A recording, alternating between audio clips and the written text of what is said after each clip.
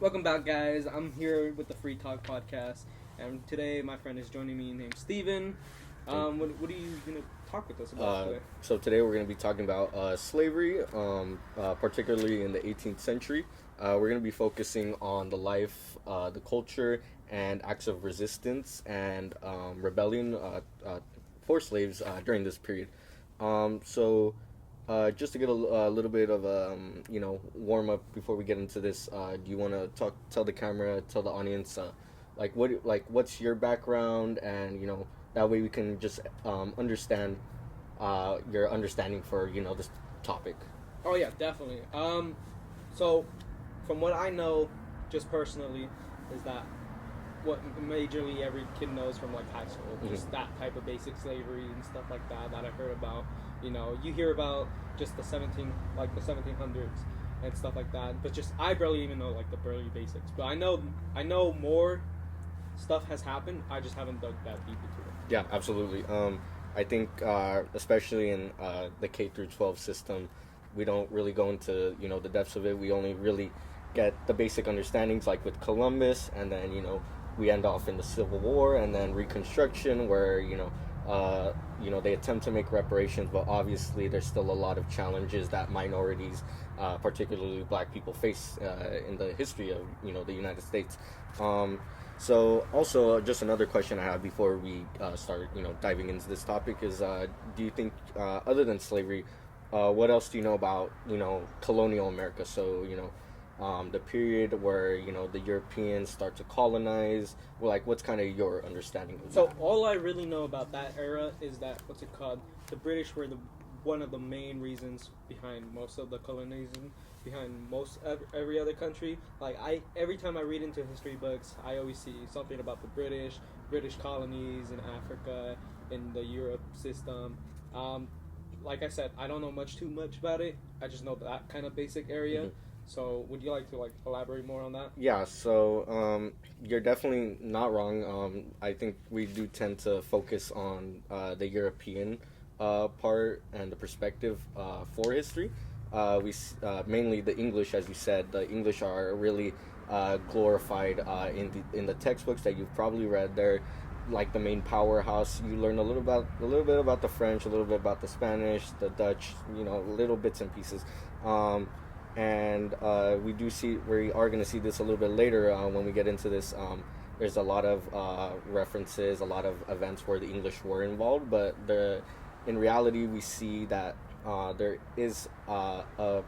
there's an understanding where the Spanish, the Dutch, and other European nations also contributed as well to slavery. It's not just the English. Definitely they did have a large role in it, but it's a lot more expansive than some people may think. So you want to start getting into the main discussion? Oh yeah, definitely. So I want to ask about something real quick. What was the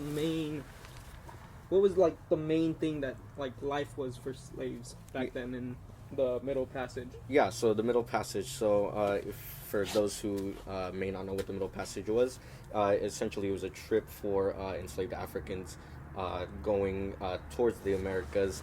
A lot of them faced very brutal conditions. It's very unimaginable, when we think about it. For us, we have all of this space. For those who were aboard the Middle Passage, which was a ship, and it was very, very compact. Keep in mind, there's over hundreds of slaves residing in these ships. They have little to no room to move. The quality of things like air are very, very poor, especially as you're very tight together. There's very little room to do anything, and especially for this, it made it more difficult for other activities like sleeping and just moving around. And so one of the articles that I looked into when I was doing this research was Mustakim's article. She wrote an article called "Slavery at Sea," and she explored a little bit about the life aboard on the Middle Passage. So one of the main things I do want to talk about was life for men and women. So men and women particularly, there was a very divided element as to how they were treated on the ship. For men, they were typically kept all together, as well as women and children were apart with the women. For men, they were they were treated with a little bit more caution. They were a little bit more cautious watching over them. The people that were controlling the ships, the ones that were boarding them, they were a lot more cautious with them because they feared that men were gonna revolt because they assumed that they were stronger. And what Mustakim delves into this article is that women were also played a large role in this. And how do you think women, like, what do you think their role was like in terms of aboard the ship? What do you like? What do you think? So I believe, like, referring back to that diaper age, Mm-hmm. I think they were more like caring for the children and stuff like that. Mm-hmm. Probably doing all like the little handiwork for like clothing and stuff that remotely I would believe happened back then, Mm-hmm. such as like cavemen and stuff like that era.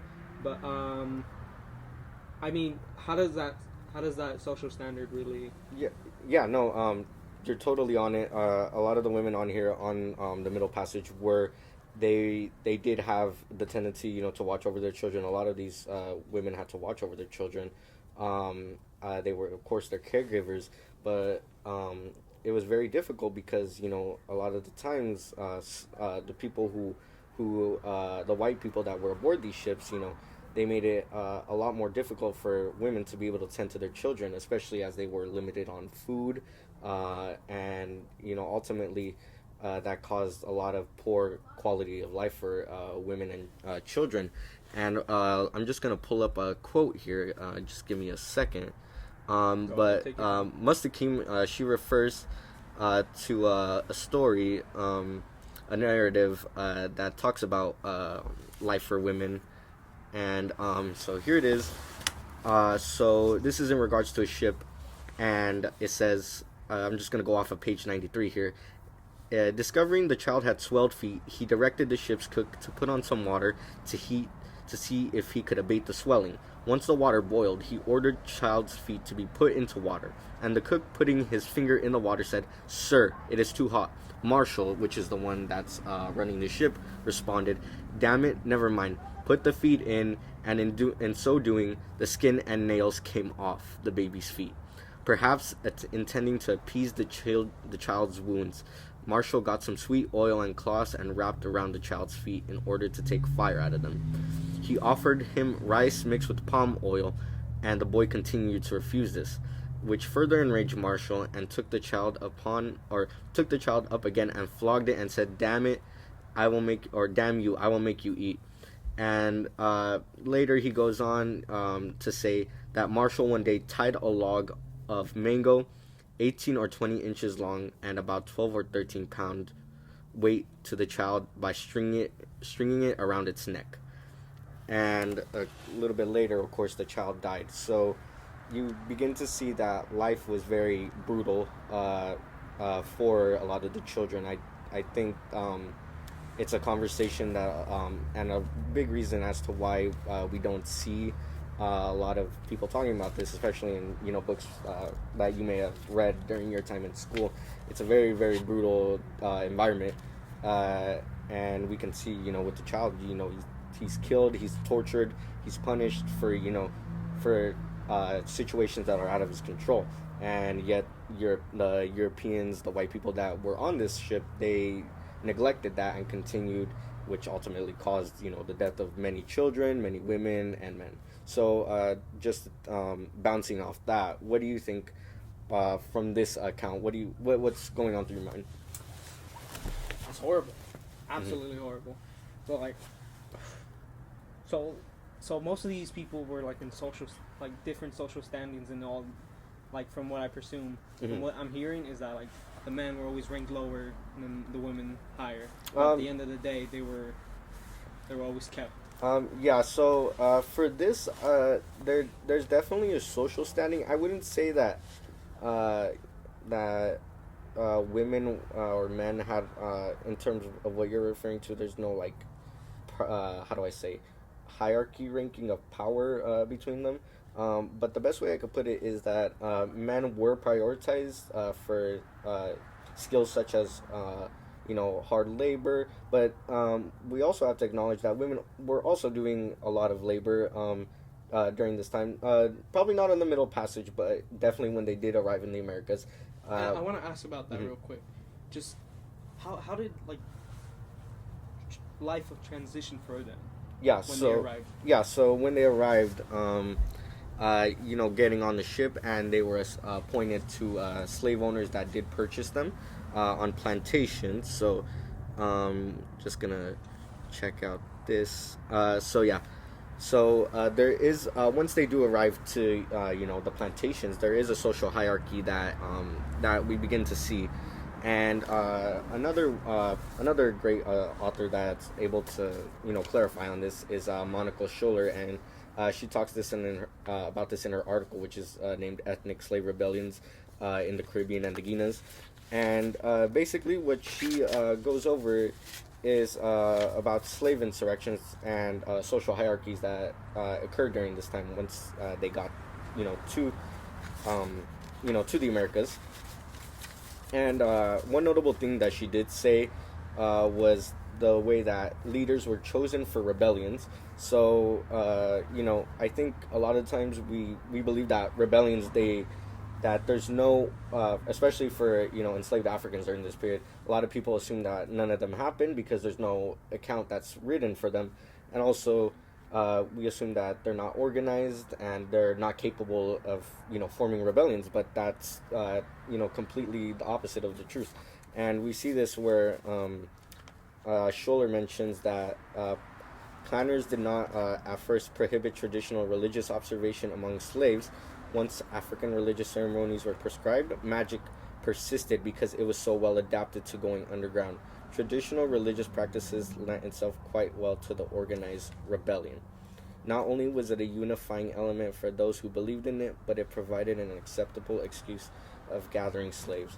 So based off of that, we see that slaves, there was someone appointed to lead these rebellions, especially those who took on religious roles. So in this article, we see that Scholler describes that a lot of the ways that they appointed people to lead the rebellions, they were either religious figures, they were people who are very skilled in their craft, any form of labor that white plantation owners prioritized.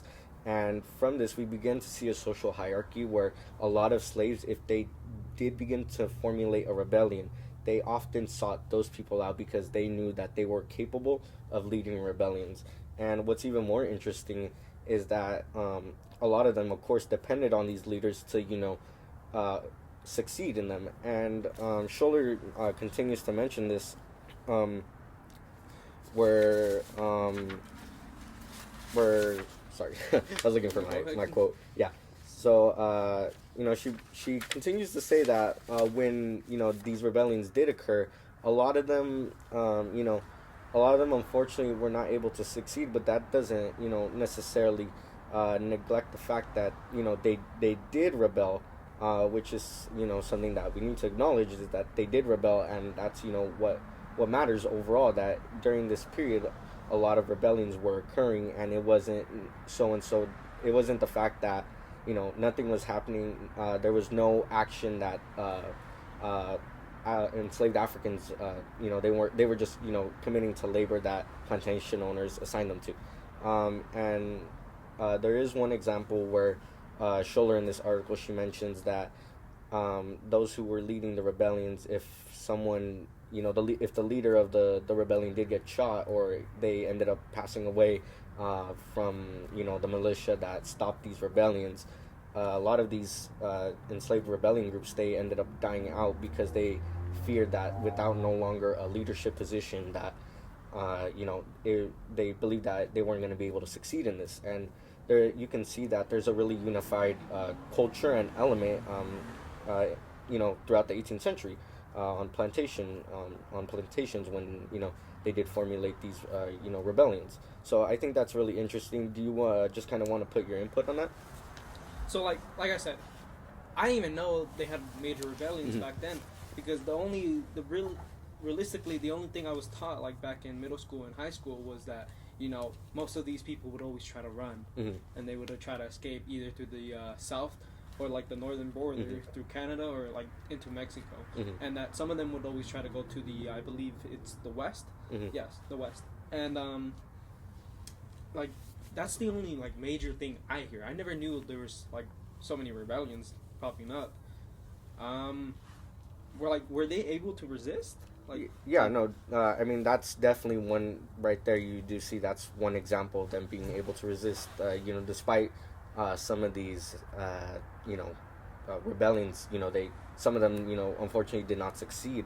But I think when we think about that, it's not necessarily that we're focusing on the loss of the rebellion, but it's the fact that they were able to organize, a rebellion. This was, it was they meticulously planned this in hopes that they would fight for their freedom, and that's one thing that we should acknowledge is that they did have the capability to, and especially when people are first learning about this, they don't realize that enslaved Africans during this period they did have this capability, that they did have the opportunity to rebel, and that there was a distinct culture among a lot of them to create this element of rebellion, and ultimately seeking out their freedom. I see. So, like, what are moments in which they were able to like challenge enslavement authority? Yeah. So, there's a lot of them, throughout the histories, particularly in the 18th century, and I do want to get into an example. So I do have here paint or a drawing. It's called Solvamente des Negres a la Jamaica. I believe that's how you pronounce it. I apologize if I'm getting it wrong. And this is a portrait. If you do want to take a look at it, so just tell me, what do you see in that image? Definitely like a rebellion happening. Yeah, definitely. Definitely, I believe. I mean, these are definitely the enslaved Africans' rebellion against the white. What's it called? White plantation owners. Yeah, white plantation owners. So can you like give me more context on? Yeah, definitely. What this really means? So this was this was one of the when I was first looking at this, it was a little bit difficult to assess where this came from. So luckily I did find an article, but before going on to that, explain the context, I guess before we do get into that, so like, is there anything like you would think that what this image is trying to show other than just rebellion, like enslaved Africans trying to rebel? Is there anything that might come to mind, like when you see this image, like what do you think it's trying to tell us? Like what do you think, like the person who drew this or who illustrated this, like what do you think his message is? They're taking back their power. Yeah. So funny enough, I think, and I did learn this, thanks to Dr. Dukowski when we were, first analyzing these resources, is that that the author, when he was illustrating this, he was trying to show an example of white fear, and in a way, it's trying to portray enslaved Africans as as these monstrous people that they're barbaric, they're inhumane, and they have no concern for lack of life. And we see a lot of these illustrations, people who white illustrators who are creating these drawings, they're trying to exploit the fact that these enslaved you need to be careful for your slaves, because otherwise they will kill you, and that's one side of the coin. And of course the other side, like you said, is that they're trying to seek for freedom, they're trying to gain their power, and resist against them. But mainly, through this image, we do see that, that it's more so used as a fear-mongering tactic for white slave owners. But it definitely does show that, that this did happen. There were people rebelling, and they had access to these weapons. When they said, enough was enough, they decided to rebel. And so, just going off that image, there's a great scholar that I took a look at at one of his articles. His name is Vincent Brown. There's actually a book right there, one of his books, a very great book that I had the chance to read, during my first year. and he discusses a little bit more in context about this image. He says one can see their fears visualized in engravings such as and he refers to the title of the illustration, and like I said, that they were trying to portray fear. We do see, you can clearly see that. Just to show the camera, I'll put it up. Once we're done editing this, that way, you can see a closer look at it. But we do see that there's a lot of fear. These white people are, shitting themselves. That a lot of them, they're, it's a ambush on them. And he goes on to say that, the illustrator Francois, David Francois, that this took place during the Haitian Revolution. In the depiction, black insurgents have burst into the dining hall, killing the men while the women flee, and you can see that in the background. They're getting out from the door. In the foreground, a muscular black man lifts a cutlass high in the air, ready to deliver a killing blow. And he continues to go on saying, the image almost certainly refers to the Jamaican slave uprisings of 1760 to 1761. In particular, the May 25th attack at the Massamere estate. That the image gets the date wrong, so he does a little bit more of an analysis and says there was no major disturbance in Jamaica during this period. So really, what he's trying to say is that this exact event didn't happen, but what he does say is that it refers not so much to a specific event as to a general fear of black revolt, which made distinct occasions interchangeable in the white political imagination, and that black violence seemed to threaten white power. So essentially what Vincent Brown is trying to express here is that while according to him, it wasn't, this exact event didn't take place, but there were other events around this period that were happening. So going on from there, what it sounds like is there were different rebellions. Yeah, so there were a lot of rebellions going on during this period. So he does refer to rebellions happening from 1760 to 1761. There is an uprising during that period, and what he's just trying to refer to is that there's really a rising tension because of these uprisings, that white plantation owners, white estates are really starting to fear that their slaves are gonna challenge them. They're gonna strike from them at an unexpected time, and from this we see a lot of fear. We see a lot of fear mongering going around, which leads to illustrations such as these to depict hey, watch out, otherwise you're gonna get killed. And that's one of the really interesting sources that I did find. But overall, we do see that through this, that during this period, we do see that there are recorded illustrations, there are recorded accounts that of enslaved rebellions that are happening during the 17th century. And keep in mind, one of the things that I did forget to mention earlier was that by then, a lot of enslaved Africans, they've outnumbered their white owners. The ratio from white people to enslaved Africans, it's a large, very, very large difference. They outnumber them. And so you can imagine that a lot of these white people are really starting to fear that hey, what do we do now that we brought this upon ourselves, because we brought in all these people, Yeah. but at what cost? But at what cost? Yeah. And so other than the just the physical altercations, we do see that this was coordinated, this was planned, for these enslaved Africans, and ultimately it does look like in this image that they did succeed. probably did succeed in the attack itself. There's not much context after this. We really maybe not know without further research of what did happen to these slaves after, or what they're trying to base this off of. But so let's continue on that through another article, or I'm sorry, another source that I did find. And so this one's the Jamaican original correspondence. So if you do want to take a look at it, it's a little bit difficult to read. But I do have a transcript, but if you can pick up a couple words, that's fine. If not, that's completely fine. I do have the translation here.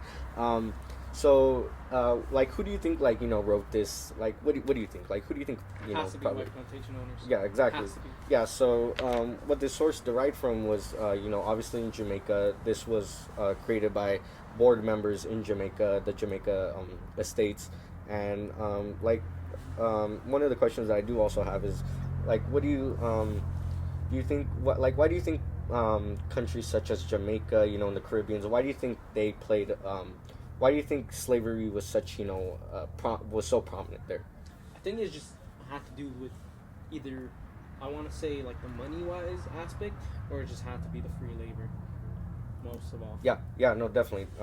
Great, that's great response. Yeah, so during this period, we do see that Jamaica, by then, of course, a lot of the enslaved Africans they have transported, they've already done that in the previous century, in the 1600s, late 1600s, and by now in the in the 1700s, a lot of these enslaved Africans they've created families, so now that's where we do begin to see a population boom, and not so much they're importing.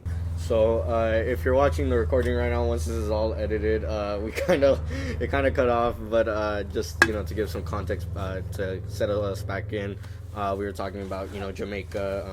You were saying that a lot of white plantation owners sought out for Jamaica because they were in it for the money and free labor. Mm-hmm. And like you said, or I continue saying, yeah, that's very correct that a lot of plantation owners sought out because sugar was very valuable there. It was a very valuable crop, and we did introduce the original Jamaica correspondence, and that was of course a written account by estate owners, the governor, discussing about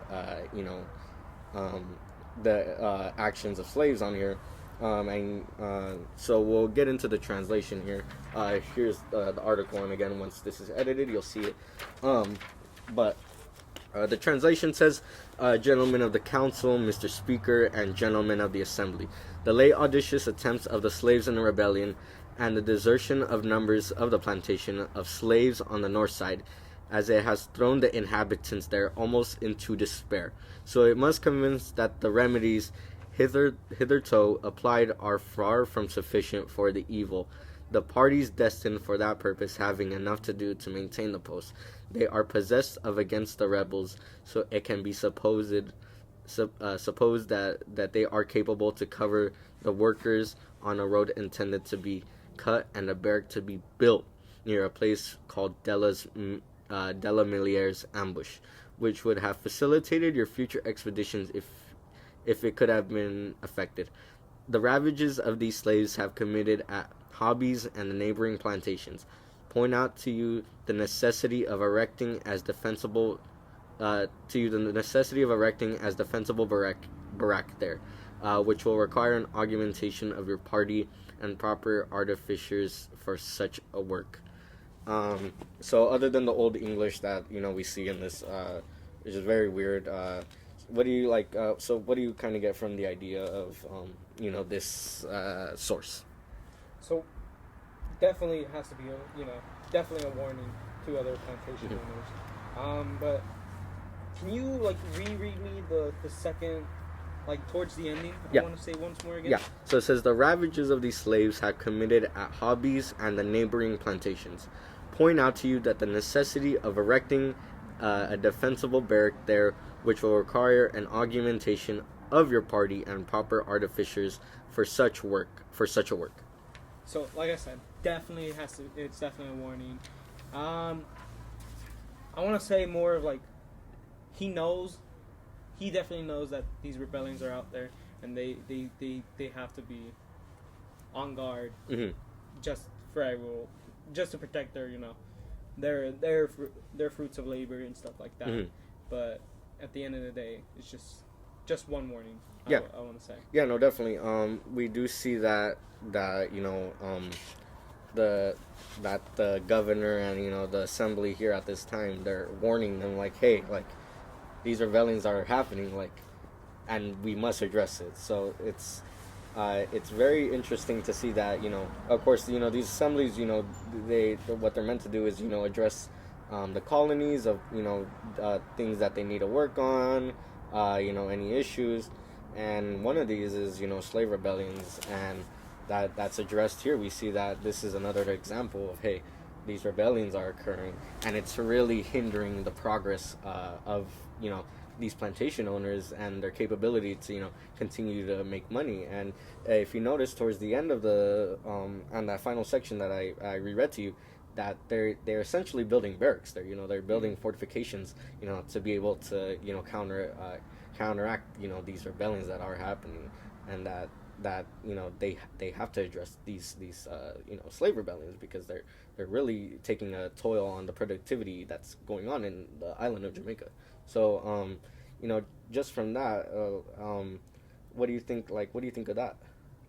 That, I mean, you have, like, how do I put this? So I definitely, it's so weird to see that in that type of perspective, because we like I know it's wrong, but the way they're also just they're protecting their stuff and at the same time, does that kind of make sense? Yeah.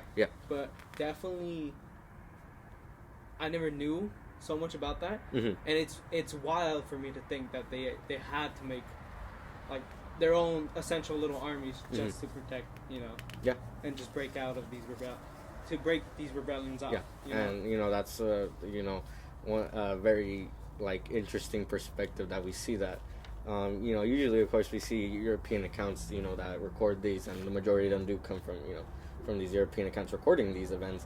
But it's really interesting to see that, essentially, they're really, getting they're getting it handed to them. They have to, they're like, damn, we need to do something about this, because, I never knew that, stuff like that actually happened. Like I said, they always in high school, they would always tell you about just, certain slaves who would just run across the border and seek freedom and stuff like that, but never once heard about rebellions and an act to keep these rebellions out, because it was that wasn't essentially unheard here. Yeah, no, and we see that going back to the previous sources that we were looking at, that first one of the illustration.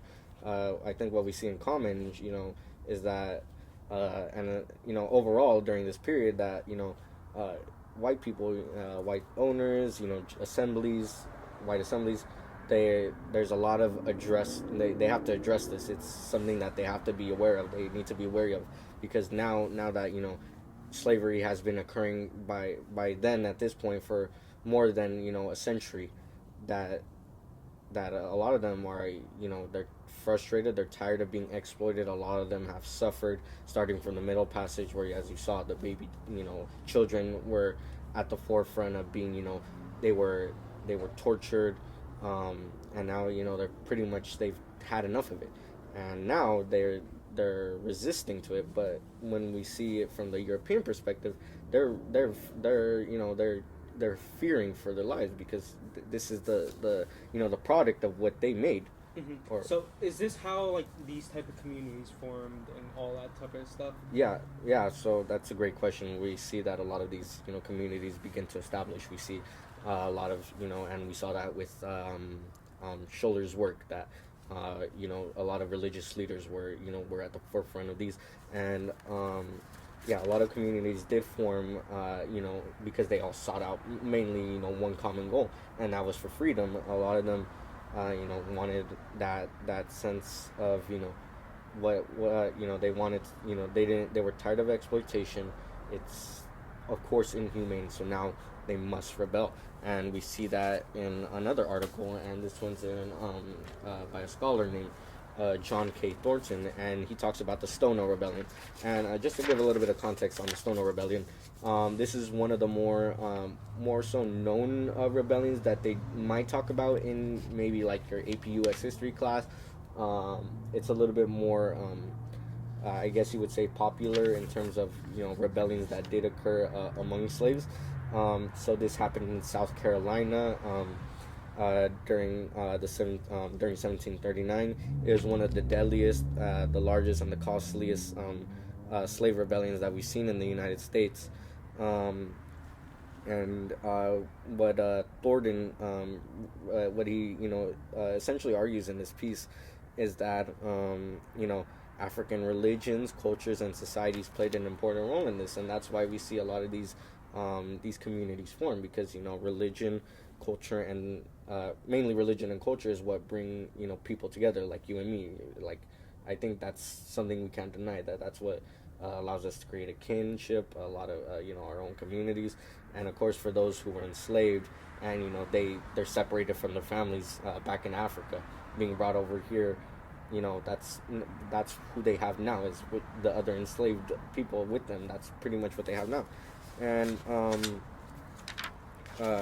another interesting fact that Thornton adds on to this article is that he argues that the Spanish also had a large role in influencing this rebellion, and that's due to the fact that a lot of these slaves originated from the Kingdom of the Congo, which is back in Africa, and to give context on the Kingdom of the Congo. It's heavily, at this point in time, it's a large center for Christianized black people, due to due to the impact of colonization, and so a lot of them are Christian believers, Catholic believers, and if you know anything about Spain, it's one of the biggest domains for Catholicism, and so through that we see that slaves have a sort of a they understand, because these people share the same religion as us. Let's devise a plan. The Spanish promised us freedom, and freedom of practicing religion. So let's formulate a rebellion, and we see that through this, that the Spanish did play a role in this, that because they did offer these promises. This is what ultimately one of the reasons that they influenced them, and hence why they begin to rebel against English colonizers. And another thing that we see in that is that, and he mentions right here, Thornton mentions, the rebels seized a store of firearms and marched off in a trail of destruction and killing, with 2 drums and banners flying, and attracted a large crowd of slaves. Having reached over 60 in numbers, they paused at a large field and set to dancing, singing and beating drums to draw more, and they say a word I'm not comfortable with saying, so I won't say it here, to them. Shortly afterwards, now numbering 90, they met a force of militia, and a battle resulted. The slaves were dispersed, and not without acting boldly, and leaving some dead. So, just off that, what do you think of that? Essentially, these group of 60 people, enslaved Africans, Mm-hmm. found their way to just get weapons Mm-hmm. and just take over. And that's very, that's the standout, of course. That's what stands out. They're essentially, they've created a militia, organized militia, and this is what Thornton and essentially argues, is that they've formed, it's an organized rebellion. I think one of the things that you may be wondering is, how do they know how to create such a organized Exactly.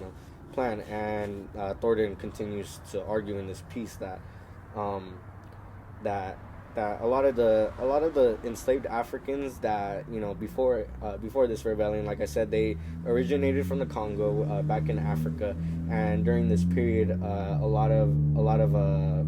or in the Congo, there were multiple civil wars happening.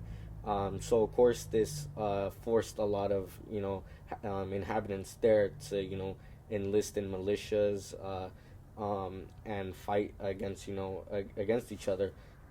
Hence why it shows the prior experience that they have with these weapons, so they know how to handle these weapons. They know how to form battle tactics, how to lead, how to communicate, and which is why we see that it's one of the deadliest wars, and it's probably one of the most probably the more well-known rebellions that we see during the 18th century. So and another thing, I don't know if you noticed, is that they did have drums. Drums, you know. Yes, I wanted to ask about that. You said they were dancing. Yeah, they were dancing, and that's another great thing he brings up here. We see that dancing, you know, especially not necessarily. So drums are, you know, we see like a big role in. We've seen it in the Civil War. You know, the little drum boys. You know, that's been a large component for a lot of militaries. But the dancing portion, not so much. We don't see that here in, you know, the Western world. But back in Africa, dancing was a large part of military drills that they utilized. This was a form of discipline. This was what allowed them to be organized. So really, what how this, you know, connects back to, you know, what we're trying to, you know, discuss here is that this traces back farther back than we can imagine. That a lot of these you know, a lot of these experiences, they derive back on the homeland of Africa, and they're bringing their experience here, and that's what we really see notable in the 18th century for slaves, is that they have prior knowledge. They've had knowledge passed down to them, you know, like the religion that we saw, those religious practices of voodoo and obeah. Those were what Scholler argued in her other article. And now we see this, that there's prior experience, knowledge of how to create fully fledged militia forces, and that's how we see a lot of these rebellions occurring. With this, they're able to, you know, really, come full circle, unify, and, you know, fight against their oppressors. That's phenomenal. So I never knew the thing. yeah, so yeah, that's definitely one of the very interesting, one of my favorite articles that I got to check out here. And another thing that I don't think we got too much into earlier, but we can also discuss that a little bit now, is there are other acts of resistance that other than, you know, other than physical rebellion. So like for you, what do you think would be like another way of, you know, resisting, challenging, you know, people that are holding you against your will? Like, what do you... Definitely not doing the fruits of their labor. Mm-hmm. I think resource collecting and stuff like that. Like, I know cotton picking was such a big deal back then. Maybe, you know, like, just not having to pick the product, Mm-hmm. making them lose money, stuff like that. Self-sabotaging, Yeah.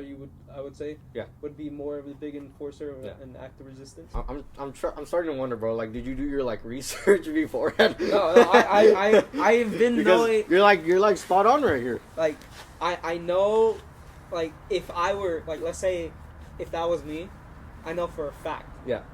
I would be like, okay, Uh-huh. I have to do something. I need to make these people pay. Yeah, no, that's completely spot on. We see that during this period, we see a lot of acts of self-sabotage. We see that a lot of them are denying, you know, to do, you know, the like you said, the fruits of labors for a lot of these plantation owners. And here's, you know, Thornton gives an example of this, and it's from another account of someone, I believe it's a European account, but he says, in another incident, the Caltanissetta recorded the poignant tale of a woman who was already a slave but whose master decided to sell her, a trader with connections to the Atlantic trade. Once the woman heard of this plan, she killed her baby and then herself rather than be deported. So, as you saw there, that's another, you know, one of the examples that you said, self-sabotage. Unfortunately, a lot of these slaves, they saw no other way out. You know, this is what they believed was the best choice for them. And that's, as sad as it is another form of resistance that slaves were willing to take during this time, even if it costed their life.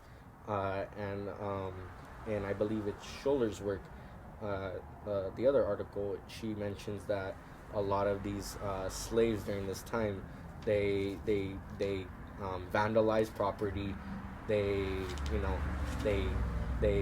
vandalized the animals on the plantation. They just took it upon themselves. Yeah, they refused to do work, and I think you did mention this earlier. They completely, you know, they desert their plantations and they run away.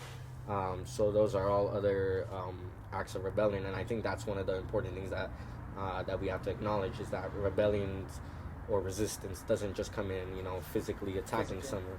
Yeah, exactly. It's more so, it's, finding a way to be able to hinder, or mitigate the owner's progress. Yeah, and with that, we recognize that these are also other forms of resistance. They're just as impactful. You know, obviously, it's not a physical rebellion that's gonna ultimately lead to a lot of people being killed, but these are acts. They have to be acknowledged. They have to be recognized, because they do have a lasting impact that influenced other slaves to follow in those actions, and we see that with and I don't think Mustakim, the first article that we looked at, she doesn't go too much into other acts such as that, but she does mention that there are women who did abortions on themselves. They operated their own abortions because they feared for the safety of their child, and they knew with that they couldn't bring another child into the world. Hence, the owners couldn't, white owners could not exploit them for that. So, really, you see in the 18th century, it's very brutal for a lot of these, enslaved Africans. It's violent, it's brutal, but they ultimately, it leads down to them believing it's what's best for them and the legacy, of for them, their children, and any other community members. So, yeah. Wow. Is there any other questions on that you may have on? I think you just answered most of them. Mm-hmm. I want to say, but I didn't know that Mm-hmm. much. I didn't know I knew that they would do self-sabotage, but I didn't know that they would just Mm-hmm. kill their own child just to resist that going that far. Mm-hmm. That's some powerful stuff, I think. Yeah. I didn't even know about that. Yeah. So I want to say, and you said religion is one of these major factors in driving these did they ever create other, did that religion ever branch off into other things, or I would have to do further research on that. I'm not too sure about that. But religions and practices such as voodoo and obeya, I think that's what the term is. They were men called obeya men. I don't know if I believe that's a practice, but they definitely do still exist today. There's a lot of stigma around things such as voodoo, as a lot of people associate that with witchcraft, and notably that's why a lot of white plantation owners feared voodoo, because they believed they feared they feared that these practices were going to impact them, and ultimately that's another form of resistance we see that this form of religion and practice and culture are creating a tension against white slave owners, and they have to counteract that. Again, that's why a lot of them attempted to restrict the practices of those religions, and yet enslaved Africans continue to practice, and we see that those practices still relevant today in the Caribbeans, like Jamaica, where voodoo is still practiced. So yeah, it's a really interesting thing that we see in the history. So definitely when we learn a little bit more than that, I'll definitely get back to you about that. Yeah. But as for now, any closing things you like to say? Yeah, no, I think just what we talked about today. I think definitely one of what we can point down to from all these sources that we looked at. I completely forgot that we still have one more source that we need to look at. Yeah, let me pull that up. And that's just before we get into the closing statements. It's going to continue on the the theme of rebellion, but it's a newspaper by the Pennsylvania Gazette, and it's back in South Carolina, and the newspaper says, by Captain Maffon from South Carolina, we have advised that the inhabitants there have been greatly alarmed with the report of an intended insurrection of slaves to massacre white people throughout the province, which was to have been put in the execution of Christmas Eve and during the holidays, but was happily discovered by a black woman. That after the discovery, the inhabitants were under arms day and night during the holidays, um, and they essentially made a search for the ringleaders, and they ended up being punished for this. So, what's your thoughts on that? Like that there was a conspired attack. Like, So just going back on that. just going back on that, like back on like it reminds me of like the thing that we talked on Thornton's paper. Mhm. There was that one big group and that they found out, Mhm. but it was like more of like a double agent kind of thing. Like what I fear is that they pressured to know this information from out of one of these enslaved.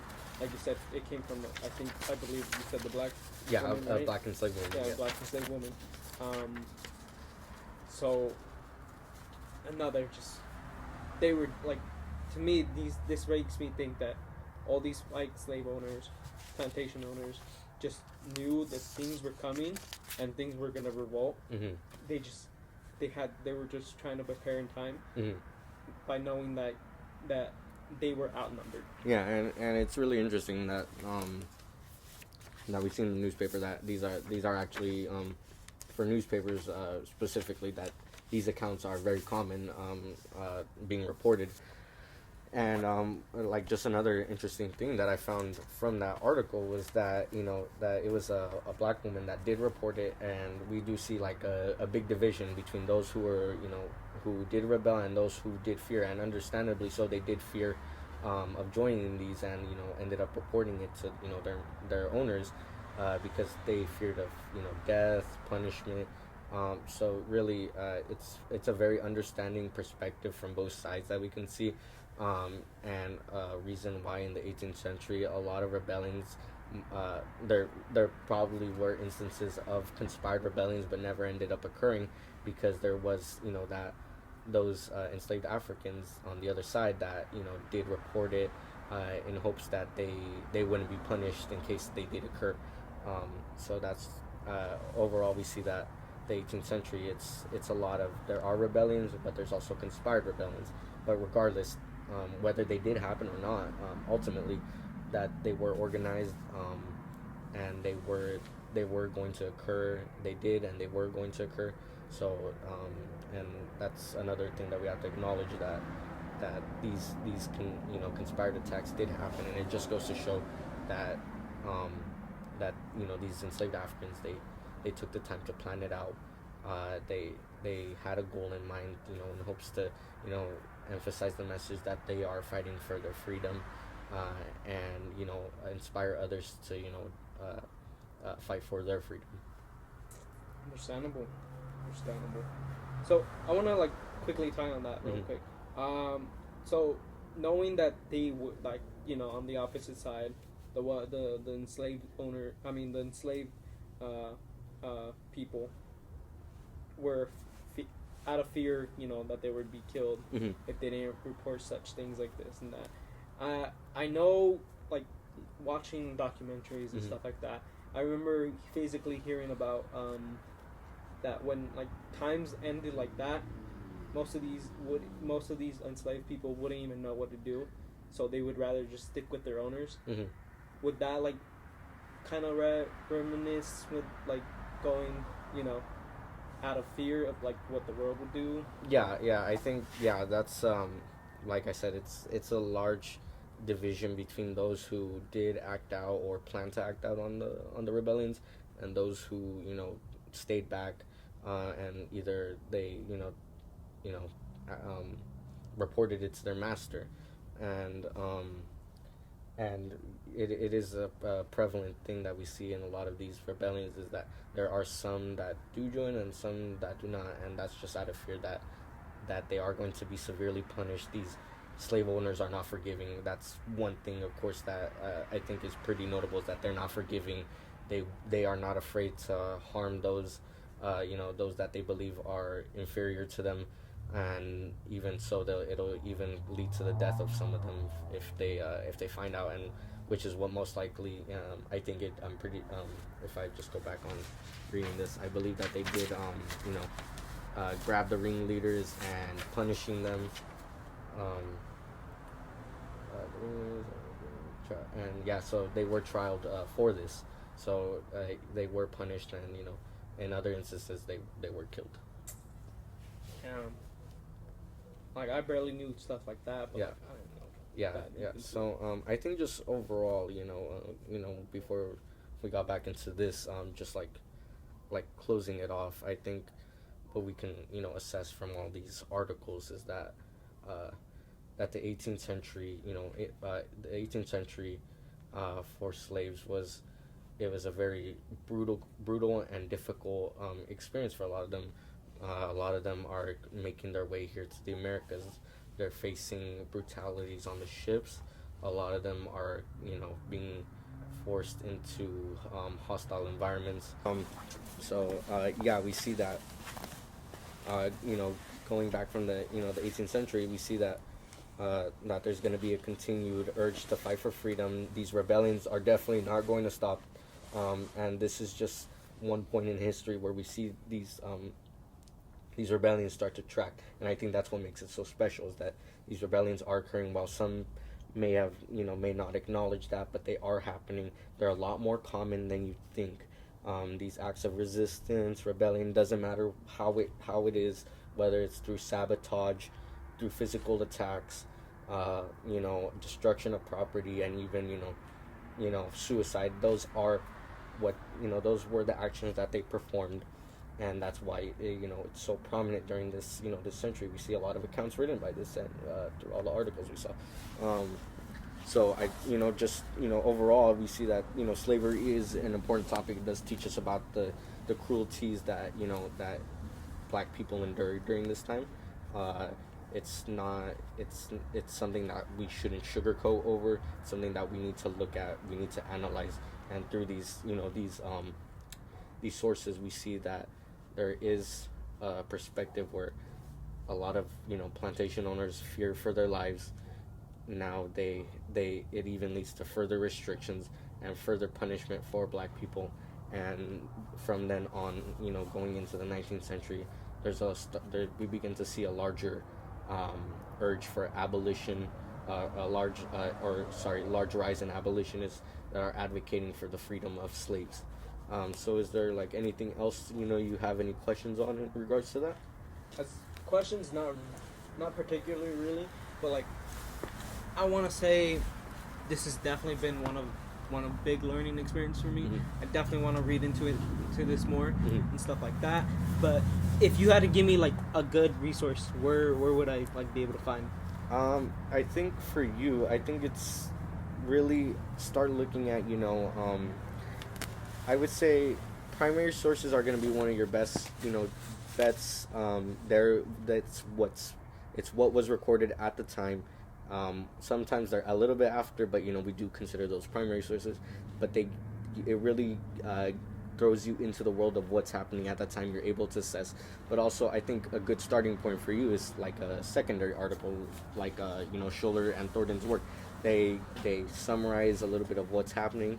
It's their own perspective of they're arguing, hey, like this is why this happened, and this is how things like this impacted slavery.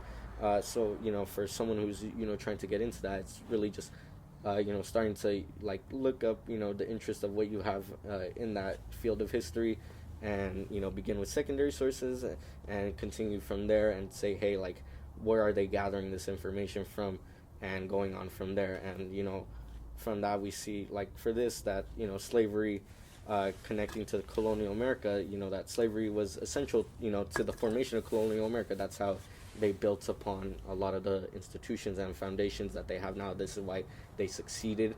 Colonial America was really the foundation to create a exploitative system for on Africans that allowed a lot of white people to succeed, because they were able to profit off of them through their plantations, through the labor, and obviously it's gonna continue to be a difficult battle that black people and minorities later on in history have to continue fighting for in order to gain